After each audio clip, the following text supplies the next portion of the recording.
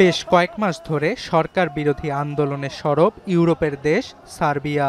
গত বছর নভেম্বরে দেশটির উত্তরাঞ্চলীয় নোভি সাদ শহরে একটি রেল স্টেশনের ছাদ ধসে প্রাণ হারায় ১৬ জন। ভুক্তভোগীদের পরিবার ঘটনাটির জন্য সরকারি কর্তৃপক্ষের দুর্নীতি ও অব্যবস্থাপনাকে দায়ী করে এর সঙ্গে জড়িতদের বিরুদ্ধে ব্যবস্থা নিতে বারবার সরকারের কাছে আহ্বান জানালেও বিচার নিশ্চিত না হওয়ায় ক্ষোভে ফুঁসছে দেশটির সাধারণ মানুষ। ইতোমধ্যে দেশটির প্রেসিডেন্ট আলেক্সান্দার ভুচিচের পদত্যাগ ও আগাম নির্বাচনের দাবিও করছেন বিক্ষোভকারীরা।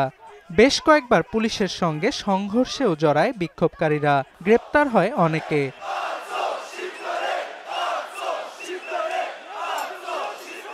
সোমবার নোভি সাদ ট্র্যাজেডিতে নিহত এক ভুক্তভোগীর মা দোষীদের শাস্তি ও আগাম নির্বাচনের দাবিতে অনশনে নামে।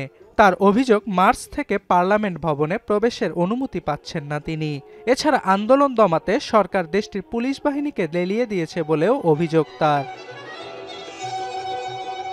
Ono je bruka da im 5 ljudi, 5 časija prođe u naš narod, da naprave ono što su napravili pored tolike policije. Neka mi neko kaže da nije namešteno i da policija ne sarađuje sa čacima. I bilo šta da se desi ovom narodu, bit će kriva policija Republike Srbije। তাকে সমর্থন জানাতে বেলগ্রেডে parliament ভবনের সামনে জড়ো হয় কয়েকশো মানুষ। এ সময় তারা ভুচিচ সরকার বিরোধী নানা স্লোগান দেন। দিন গড়িয়ে রাতেও ভারী বৃষ্টিপাত ও পুলিশি বাধাকে উপেক্ষা করেই নিজেদের দাবিতে অনড় থাকে বিক্ষোভকারীরা। এ সময় তারা ভুচিচ সরকারের পদত্যাগের দাবি জানান। Dijana Hrka je žrtvovanje njenog života zarad borbe za istinu i pravdu za njenog sina. Nažalost, na ovu njenu dostojanstvenu i veličanstvenu borbu imali smo jedan divljački, prostački odgovor sinoć। এর আগে রোববার parliament ভবনের সামনে জড়ো হন বিক্ষোভকারীরা। এ সময় police তাদেরকে সরিয়ে দিতে চাইলে শুরু হয় সংঘর্ষ। এক পর্যায়ে বিক্ষোভ দমনে টিয়ার গ্যাস নিক্ষেপ করে পুলিশ। চলে ধাওয়া পাল্টা ধাওয়া।